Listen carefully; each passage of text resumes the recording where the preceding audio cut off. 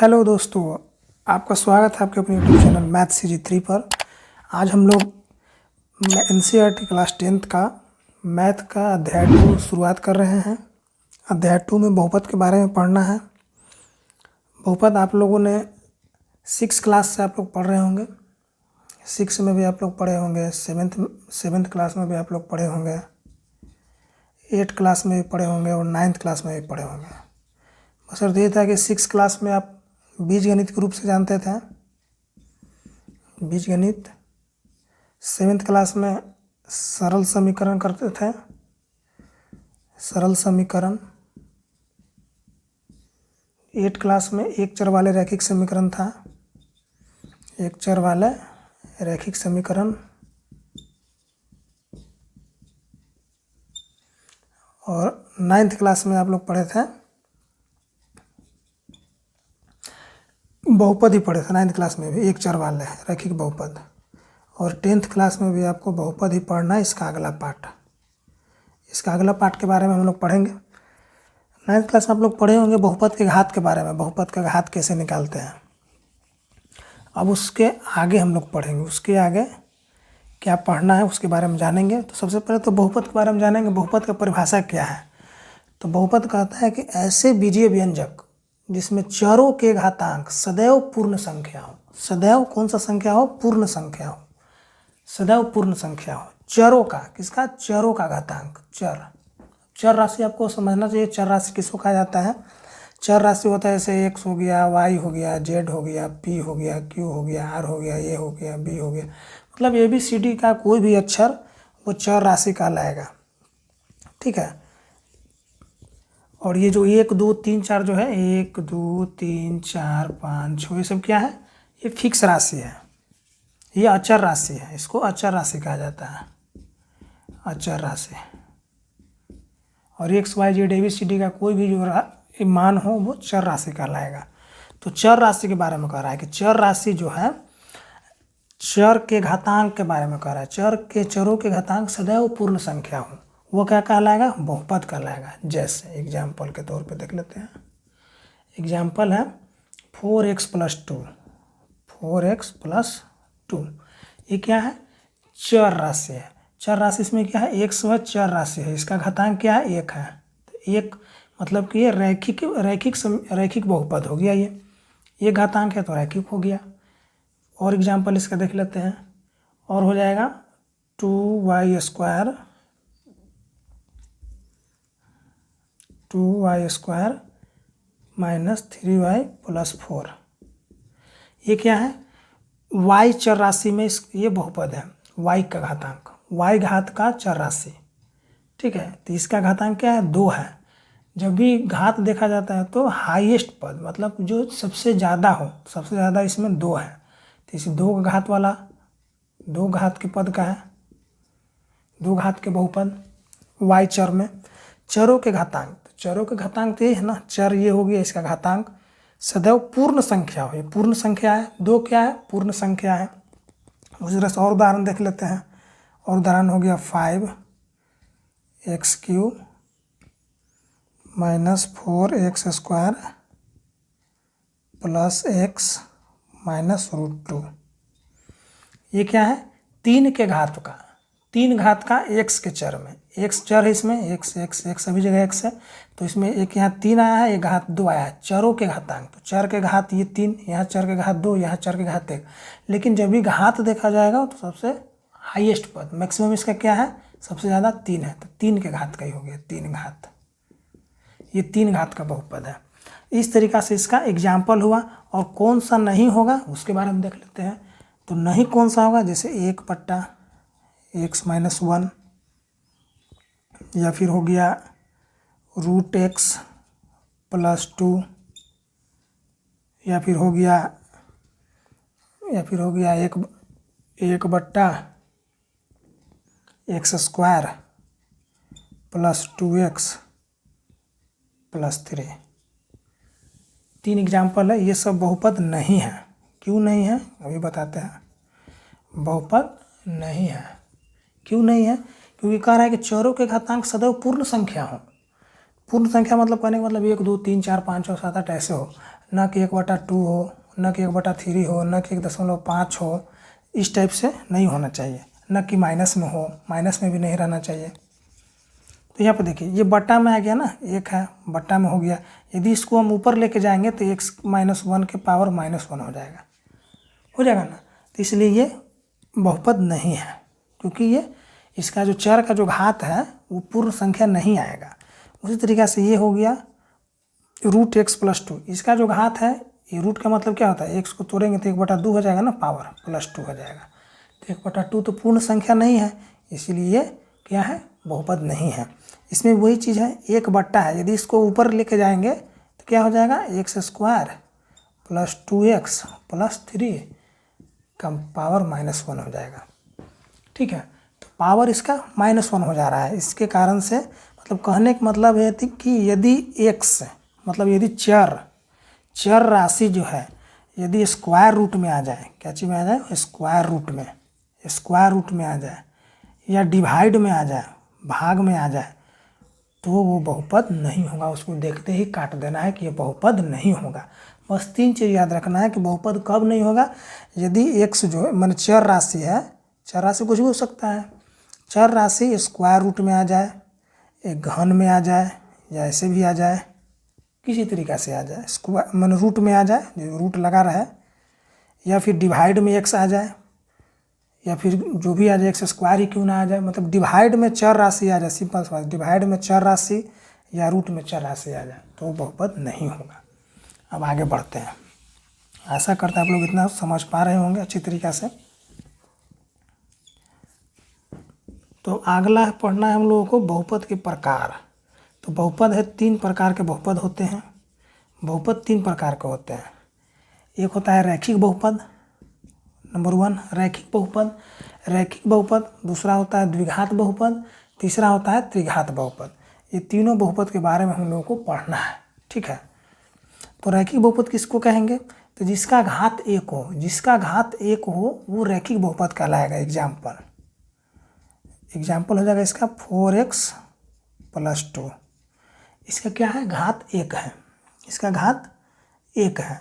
फिर हो जाएगा 2x - 3, ये भी इसका भी घात 1 है, इसका भी घात क्या है, 1 है। फिर हो जाएगा √3x + 1, इसका भी घात क्या है। अब ये नहीं कहिएगा कि 3 पे रूट है, ये होगा, x पे रूट नहीं है, इसलिए बहुपद है। अब x पे भी रूट हो जाएगा तो कोई बहुपद नहीं रहेगा। फिर हो जाएगा, और भी यहाँ पर देख लीजिए, y + √2, सब क्या है, एक रैखिक, क्योंकि यहाँ पे घात जो है, चरों का घातांक 1 है, सब पर घात 1 है, इसीलिए ये रैखिक बहुपद है। अब आ जाते हैं द्विघात बहुपद। तो द्विघात बहुपद का व्यापक रूप होता है, व्यापक रूप देख लीजिए द्विघात बहुपद का।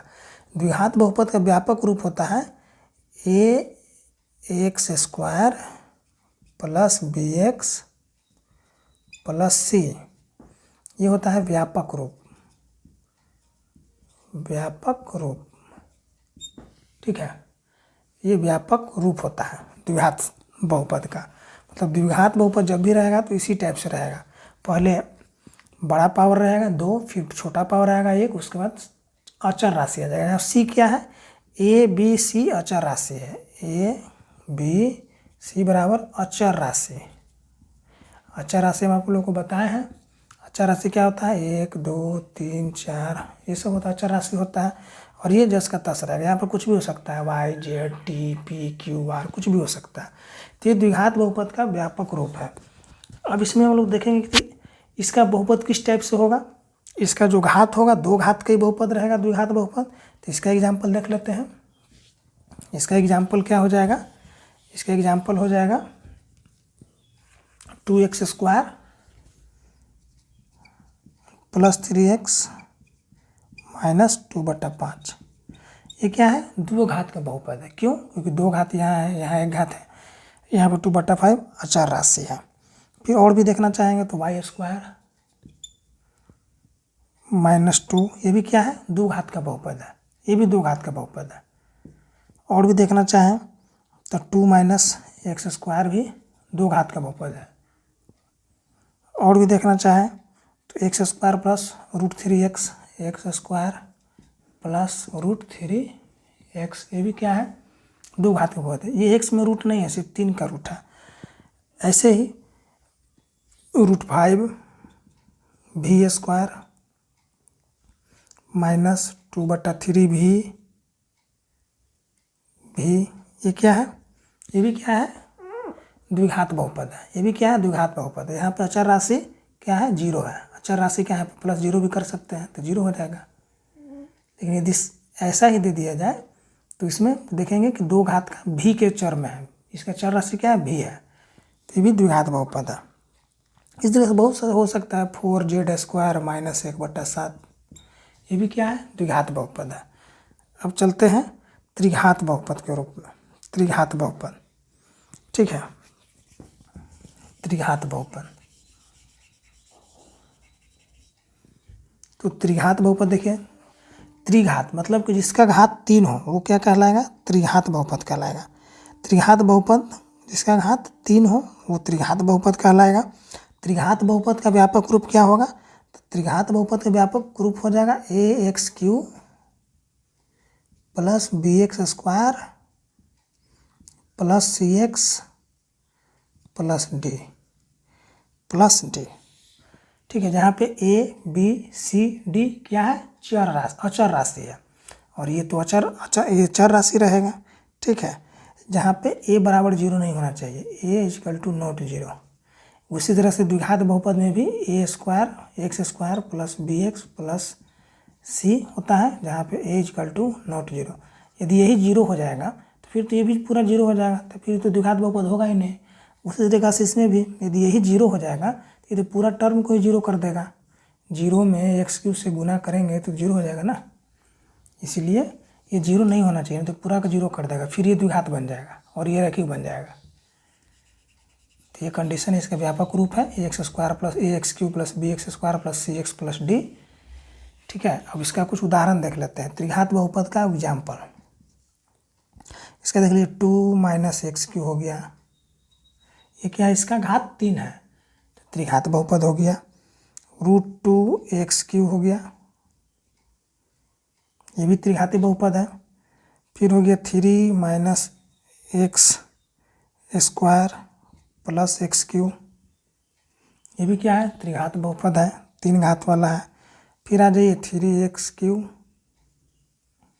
2x² + x - 1, ये सब क्या है, त्रिघाती बहुपद है। इस तरीक़ा से हमने देखा कि बहुपद के प्रकार रैखिक बहुपद, द्विघात बहुपद, त्रिघात बहुपद। रैखिक बहुपद जिसका घात 1 हो, द्विघात बहुपद जिसका घात 2 हो, त्रिघात बहुपद जिसका घात 3 हो। अब देखिए, रैखिक बहुपद का जो ग्राफ होता है ना, वो हमेशा सरल रेखा में होगा। सरल रेखा में हमेशा कैसा होगा, सरल रेखा में ग्राफ होगा। रैखिक बहुपद का ग्राफ सरल रेखा में होता है। जैसे देख लीजिए, ये आप ग्राफ जब पारिएगा, ये x अक्ष हो गया, x', ये y हो गया, ये y' हो जाता है। तो इसका जो ग्राफ आएगा ना वो ऐसे आएगा या फिर ऐसे आएगा, मतलब ऐसे ही आएगा। द्विघात बहुपद का जो ग्राफ होगा वो जब भी आएगा तो ऐसा करके जाएगा, या फिर ऐसे जाएगा, या ऐसे आएगा, इस टाइप से आएगा। तो द्विघात बहुपद का ग्राफ परवलयाकार होता है। इस टाइप का जो आकृति होता है वो परवलयाकार कहलाता है, वो परवलयाकार कहलाता है। ये सब आकृति क्या कहलाता है, परवलयाकार कहलाता है। तो द्विघात बहुपद का ग्राफ परवलयाकार रूप में रहेगा। उसी जगह से त्रिघात बहुपद का जिगजैग टाइप का रहेगा, ऐसे ऐसे करके आ जाएगा, ऐसे रहेगा दिया हुआ, इस तरीक़े से कटेगा। मतलब इसमें सिंगल ऐसे आ रहा था, इसमें डबल डबल आ जाएगा। यही अंतर है द्विघात और त्रिघात में और रैखिक बहुपद में। अब हम लोग शून्यांक के बारे में जानेंगे। शून्यांक किसको कहेंगे, हम लोग को एक इसमें पढ़ना है शून्यांक। शून्यांक, तो शून्यांक का सिंपल सा फॉर्मूला है, उसको कहा जाएगा बहुपद के शून्यांक का ज्यामितीय अर्थ। बहुपद के शून्यांक का ज्यामितीय अर्थ। तो शून्यांक जो है, एक्स अक्ष के बहुपद का जो ग्राफ, किसी भी बहुपद का ग्राफ एक्स अक्ष ये यदि ग्राफ है, मान लीजिए ग्राफ है, ये x अक्ष है, ये x डैश है, ये y है, ये y डैश है। ये पूरा जो यहाँ से यहाँ जो है ये x अक्ष है, मतलब x अक्ष पर x अक्ष को काटने या स्पर्श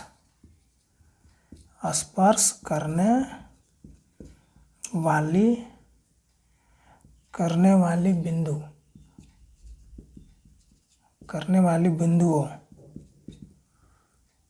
बिंदुओं को शून्य कहा जाता है। क्या कहा जाएगा? शून्यक को शून्य कहा जाता है। एक अक्ष का शून्य कहलाएगा। जैसे कि मान लें कि ये कोई है, यहाँ पे से कोई ग्राफ चल दिया इस टाइप से, ये यहाँ मान लीजिए कि यहाँ 2 पर है, या यहाँ 3 पर है, यहाँ 0 0 होता है। तो इसका जो शून्य हुआ एक अक्ष पे जो काटा, ये 3 हुआ और 2 हुआ, मतलब कि 2 शून्य किसका हुआ, एक यहाँ पे कटा, एक यहाँ पे कटा। तो शून्यकों की संख्या कितना हो गया? 1 और 2, 2 जगह एक अक्ष को काटा है। ये तो 3 पॉइंट पर काटा ना, कि पॉइंट नंबर 3 यहाँ से गुजरा, यहाँ पॉइंट नंबर 2 से गुजरा, लेकिन काटा कितने जगह? एक अक्ष को कितने जगह स्पर्श किया? एक यहाँ पर स्पर्श किया, एक यहाँ पर स्पर्श किया। ये 2 स्पर्श किया, y अक्ष का रेखा है, तो 2 जगह स्पर्श किया। तो इसका शून्यक की संख्या कितना हो जाएगा? इसका शून्य की संख्या 2 हो जाएगा। ठीक है, क्योंकि अगला जो हमारा जो प्रश्नावली है उसमें इसी के बारे में पढ़ना है, शून्यक ही निकालना है ग्राफ के माध्यम से। तो हम लोग चलते हैं अपने अगले प्रश्नावली पर, यहाँ पे हम लोग क्वेश्चन को सोल्व करेंगे। प्रश्नावली 2.1 का पहला क्वेश्चन कहता है किसी बहुपद px के लिए y बराबर px के ग्राफ का शून्यक क्या है। इसमें 6 क्वेश्चन है, जिसमें भी 3 क्वेश्चन हमने लिखा है। पहला क्वेश्चन का ग्राफ देख के बताना है कि इसका शून्यक क्या होगा। तो हमने भी आपको बताया था शून्यक के लिए ग्राफ को देखना है और x अक्ष पे जो काट रहा है उसको देखना है। तो x अक्ष पे जो काटेगा वही उसका शून्यक का ग्राफ कहलाएगा। तो हम पहला क्वेश्चन में हम देखते हैं कि x अक्ष पे तो ये काट ही नहीं रहा है, x अक्ष हमारा ये है और ये काट रहा है y अक्ष को, तो इसलिए इसका शून्य क्या हो जाएगा? शून्य हो जाएगा। तो पहला का आंसर हो गया शून्यक शून्य है। शून्य क्या होगा? शून्य है, क्योंकि ये x अक्ष को प्रतिच्छेद नहीं करता है। ठीक है।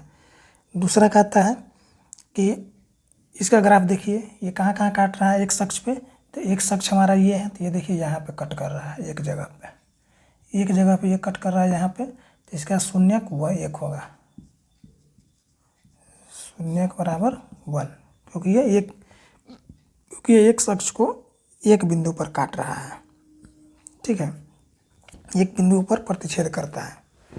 इसका देखिए तीसरा का, ये देखिए x अक्ष पे एक बिंदु यहाँ पे कट किया, प्रतिच्छेद किया, एक बिंदु यहाँ पे किया, एक बिंदु यहाँ पे किया। टोटल कितना बिंदु हो गया? 3 बिंदु हो गया, 1 2 3। तो इसका शून्यक हो गया 3, शून्यक बराबर 3। मतलब किसका लिखेंगे? किसका शून्यक 3 है, क्योंकि ये 3 बिंदुओं पर प्रतिच्छेद कर रहा है x अक्ष को। अब हम चलते हैं अगले क्वेश्चन की तरफ। चौथा नंबर क्वेश्चन देखिए। चौथा नंबर क्वेश्चन कहता है इसका शून्य क्या होगा। तो हम इसका देखेंगे, इसका शून्य क्या हो जाएगा? शून्य के बराबर क्या हो जाएगा? x अक्ष पे देखेंगे तो x अक्ष पे यहाँ पे काट रहा है ये वाला लाइन, ये वाला प्रतिच्छेद करे एक बिंदु यहाँ पे, एक बिंदु यहाँ पे। तो इसका शून्य 2 हो जाएगा, क्योंकि ये x अक्ष को 2 बिंदुओं पर प्रतिच्छेद कर रहा है। उसी तरीके से इसमें देखेंगे शून्य, इसमें शून्य कितना हो जाएगा? x अक्ष को ही देखना है, y अक्ष को देखना ही नहीं है। तो x अक्ष पे एक यहाँ पे प्रतिच्छेद किया, एक यहाँ पे दूसरा, फिर ये यहाँ तीसरा, फिर यहाँ चौथा। तो इसका शून्य बराबर 4 हो गया, क्योंकि ये 4 बिंदुओं पर प्रतिच्छेद कर रहा है। इसका शून्य छठा नंबर क्वेश्चन का x अक्ष ये हो गया हमारा, तो पहला, दूसरा, तीसरा, इसका हो गया 3। ये 3 बिंदु पर प्रतिच्छेद कर रहा है। इस तरीक़ा से हमने प्रश्नावली 2.1 के सभी क्वेश्चनों को हमने सोल्व कर लिया है। मिलेंगे अगले प्रश्नावली में।